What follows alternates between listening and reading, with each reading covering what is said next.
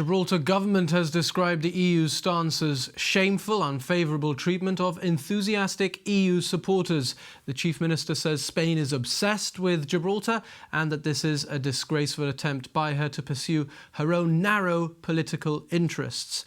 Fabian Picardo joins me in the studio. Good evening, Mr. Picardo. Good evening, Are you Jonathan. surprised by the EU's stance? Well, no Gibraltarian will be surprised that this is Spain's stance. Now, let's please analyse for a moment what is happening. These are draft guidelines that the Council is sending to the 27 capitals of the remaining member states with the input of those capitals that have wanted to feed into them now. They are not yet approved by the 27 member states. That will happen before the 29th of April. So these are not yet formally sent to the United Kingdom. Once they are approved, they will be formally sent to the United Kingdom. We'll see what the text of these guidelines says on the 29th of April. But let's be very clear about something. Spain has been exercising a de facto veto on the application to Gibraltar of air liberalisation measures since she broke the Cordoba agreements 5 years ago in the election of the Partido Popular. Not just damaging Gibraltar, damaging the whole of the European Union in the process that has not yet been able to do a deal with the Ukraine. So 4 chief ministers of Gibraltar, myself included, explained to the public in Gibraltar and those who were listening in the United Kingdom that this was likely the sort of behaviour we would see from Spain if we voted to leave the European Union. So your question is, am I surprised?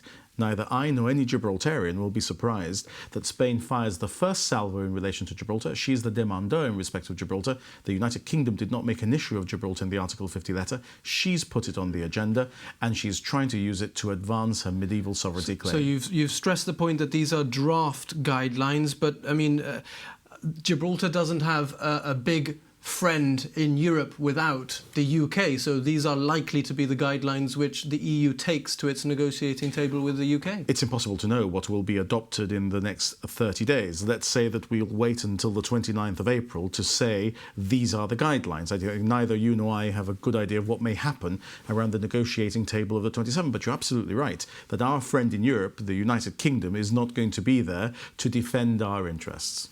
Okay. Are you satisfied with the UK's response to this statement today, or at least this negotiating principle? Who have you spoken to and what have they said? There has been an immediate response from the United Kingdom, both from members of Parliament who are supportive of Gibraltar. You've seen Andrew Rosendale and Bob Neill have made remarks. Members of the European Parliament who are supportive of Gibraltar. You've seen Julie Girling's remarks. I've spoken to the Foreign Secretary this afternoon, who has confirmed that the United Kingdom will remain implacable and ruthless in the defence of Gibraltar's interests in the negotiations. You've had a statement from Theresa May confirming steadfast support for Gibraltar, and I spent quite a period of time talking this afternoon to Robin Walker, who is our interface in the Department for Exiting the European Union, dealing with the issues that this draft has thrown up. So are they worried? I mean, if you were expecting it, it sounds like you've had a busy afternoon despite the fact that you were expecting it. Well, because you don't know what the wording of something is going to be until it's actually produced by the other side. You analyse all of that and you look in detail at what it is that has been produced. So look, the people of Gibraltar don't have to worry. The people of Gibraltar need to get on with their lives and their businesses, because our success comes from ignoring the constant attempts by Spain to erode our sovereignty and succeeding in avoiding that erosion by continuing to be economically successful in the way that we entrepreneurially rise to the challenge every single time. But it is important to note that Gibraltar has been a trending topic on Twitter in the United Kingdom and is the lead item on many of the news bulletins in the United Kingdom, because Gibraltar matters in the UK, in particular in the context of Brexit, because we cannot be a victim of Brexit because we voted to remain in the European Union and because Brexiteers were saying there would be no victims of Brexit. So this has huge potential political significance in the United Kingdom. What do you think the rest of the EU is going to make of this negotiating principle?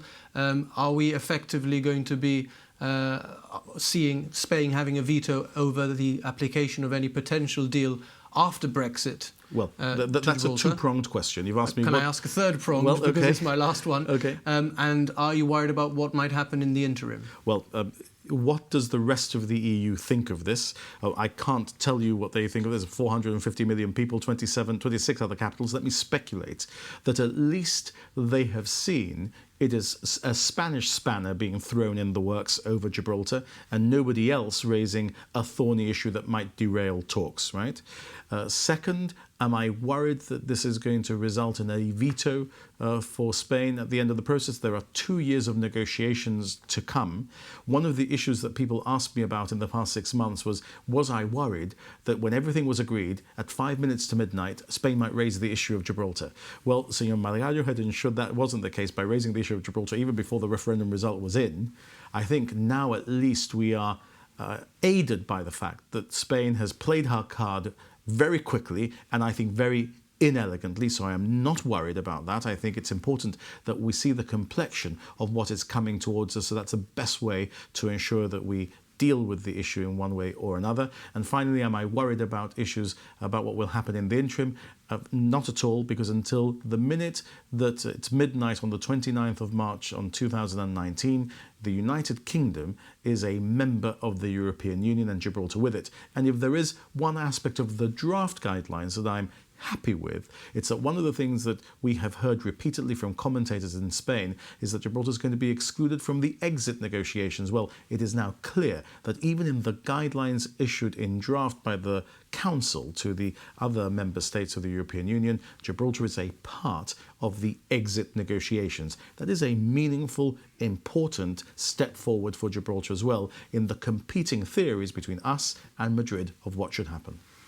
Okay, Chief Minister, you mentioned there that Gibraltar has been a popular subject in the UK news today. I understand that you're off to the BBC News, or at least you're going to be appearing on BBC News at 9:15, and then later on BBC Radio 4. In short, your message? There is a lot of interest in Gibraltar, and the people of Gibraltar are going to remain British through Brexit and after Brexit. There is an element of the reporting in the United Kingdom that says Gibraltar's future is at stake. Not at all. Even if we were to lose this part of the match, it's about forming part of whatever relationship the UK may have with Europe in the future. We don't want to lose that part of the match. But if we do, we're still going to have a very bright, very prosperous, totally British future. So our future is not at all in play.